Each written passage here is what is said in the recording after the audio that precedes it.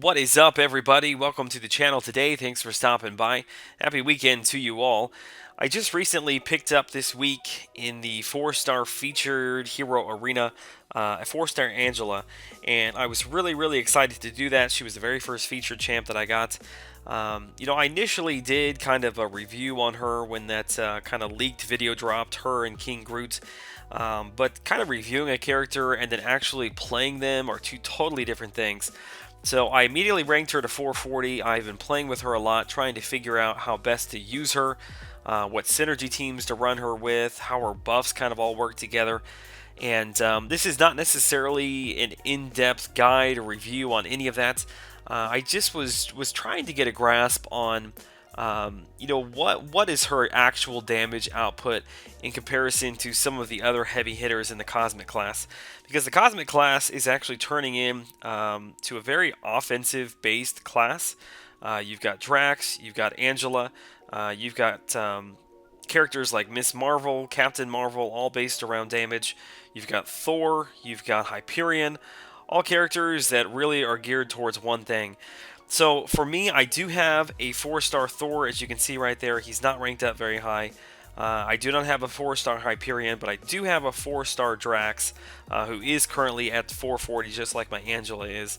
And really, ever since the update 12.0 or 12.0.1, whatever you want to call it, I feel like Drax and Thor are doing very similar damage, especially when the enemies you are facing are not bleed immune. If you can add kind of Drax's bleeds on top of his fury, he's a very strong character. So my Drax is at, like I said, he's at rank 4. His signature ability is at level 80, so it just means that he can stack a bunch of furies. And then my Angela, if we click over here, is not awakened. She is at 440, as you see there.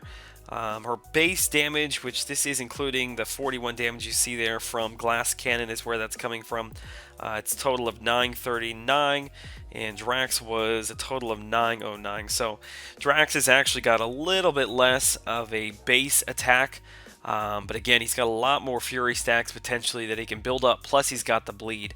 So I'm going to run over into Realm of Legends. That's probably the easiest spot to just kind of show just pure damage. I'll switch over here now and show you the synergy team that I ran with for both characters. So really there was nothing too complex about the synergy team that I ran with. The only thing that I really wanted to make sure I had was the Cosmic Supremacy buff that Black Bolt has. The synergy that he pairs with either Ronin or Kamala Khan. It just increases the duration by 30% of your Fury, your Precision, and your Cruelty buffs. Everything else is just kind of pieced together for crit damage. Drax does have one additional buff that he gains, or synergy I should say, that he gains with Ronin that Angela does not have, but outside of that, everything else was exactly the same. So I will start with a kind of full screen here gameplay of Drax, just so you can kind of get a feel for the amount of damage that he was doing. And then in a second here, we'll switch over to Angela. We'll do the same thing.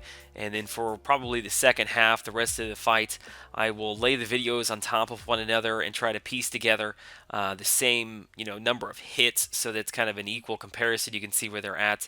But thankfully, I didn't get hit in either one of the fights, so the counter there, the combo counter, never will reset. You can see exactly where each of them are at. You can see right there at the very beginning of the fight, I got all the way up to 8 stacks of Fury, which I wish I would have been able to do a little bit more attacking there when I had the 8 stacks. But he's just a lot of fun to play with. If you don't have a Drax yet, or maybe you haven't messed with him a lot since the update, he is a lot of fun to play. I remember Drax, before they gave him his knives, wasn't really all that much fun to play. And in fact, I don't think he had a bleed back in that day. I think when they changed the animation, they gave him the knives. That's when they added the bleeds. But he was one of the very first characters, I think, that had that double hit there that you see at the very beginning when he does his kind of dash forward medium attack. Which it seems like there's a lot of other characters that have that animation now. But at the time, he was one of the first characters. I think the very first character that did that. But he does good. He does good damage. He does really good damage, especially if the character is not bleed immune. Oftentimes you can get 3, 4, 5 stacks. If you can time it all together. with an S2, and I love when you get a bunch of bleeds all built up, kind of like you can see right there. It just reminds me of like a swarm of bees or something around them. I don't know, with all the numbers, you can like hardly see the character. I think it looks pretty cool. But anyway, he's putting out good damage, getting a lot of crits, getting a lot of bleeds. So nothing new, nothing groundbreaking there. Everybody knew he's doing a ton of damage. So let's switch it over here. We're at 128 hits. We'll switch over to Angela, and we'll pick her up at 133 hits. So Angela kind of sneaks up on you because if you start a fight and you have no buffs, she is really not hitting very hard at all. And in addition to that, her special 1 and special 2 also hit like a wet noodle. I mean, they do hardly any damage. Even when she's buffed, they hardly do any damage. So if you don't have a longer fight and you're not really stacking all the buffs properly, you may kind of be missing where her sweet spot is at.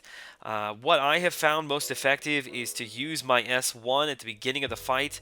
As soon as I have a Fury buff built up, when you use your S1, if you have a current Fury buff active, it's going to give you an additional Fury that has its duration extended, I believe, by like 20 seconds, which is a really long time.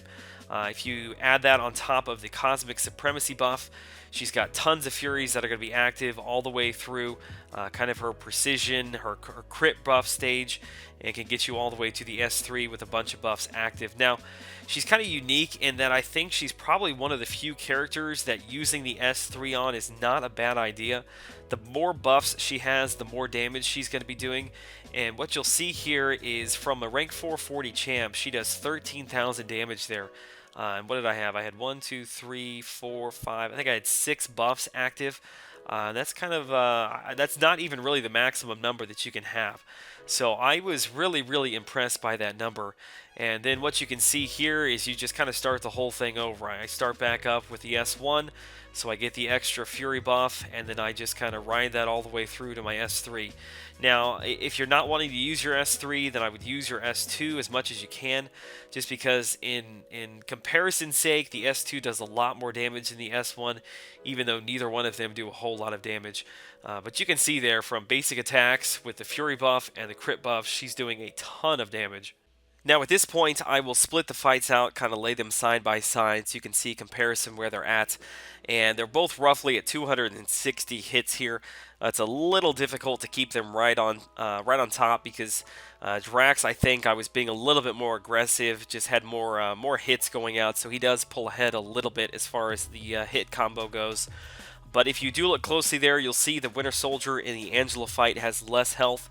So basically at this point, at an equal comparison, she has done more damage than Drax. Now, the one big observation and thing I will point out here is that you can't just necessarily look at the hit numbers to compare the damage, because Drax is doing so much damage that is wrapped up into his bleeds that you don't see in the combo meter. I would say at the end of a long fight like this, I wish that you could actually see it as far as percentages go, but I would say on the low end that for a fight like this, that Drax's bleeds did every bit of between 20 to 25% of the overall damage that was done. So whatever number you see at the end, which it's fairly probably obvious at this point that Angela is doing more damage, she is going to finish the fight quicker with fewer hits. And I apologize there, I've got my lineup on, I forgot to turn it off. I've got a couple messages coming in. We are running map 6. What was I saying?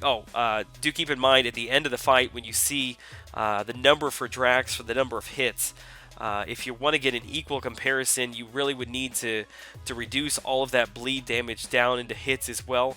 So whatever the number is, you probably could very easily add somewhere between 30 to 40 more hits on top of that if you're trying to get an equal comparison. All that to just say this, that Angela I'm very, very impressed with. This is not any sort of review or guide, so I don't want to get too in-depth here. But in addition to the extra damage she is doing, you'll notice that her health is actually quite a bit higher. That's because she's constantly got armor up buffs, so she's taking a lot less damage from the S2 that you see there than Drax does. She also has got, for every 10% of health that she loses, she's got a passive regen that kicks in. So I am very, very strongly considering taking her to rank 5, which I was kind of holding off to see what she was like at 440, which at the beginning I wasn't really that hyped about her, but after I kind of did this comparison, I realized how hard she was actually hitting. At the end of the fight there, I believe it was 397 hits is what it ended up being. And Drax is still going. He's up over 430 at this point. I think the fight ends somewhere around 443. So that is what, 46 hits more.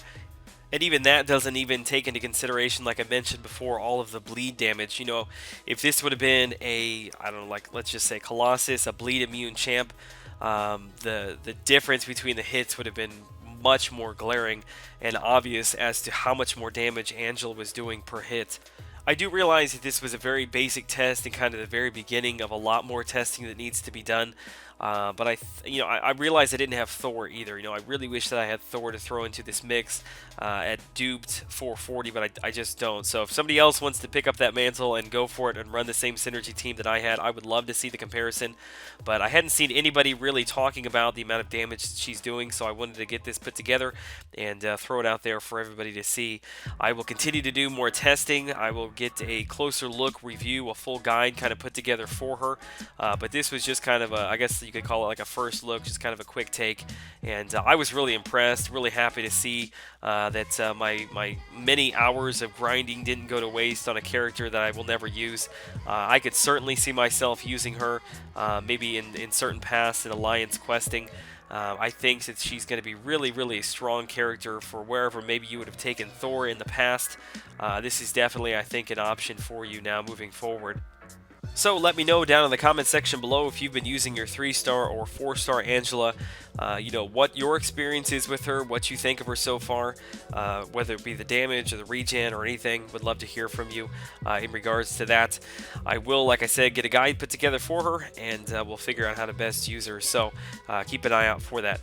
All right, guys, have a great weekend. Appreciate you stopping by as always. Thanks for the support. Until I see you in the next video, have a great day.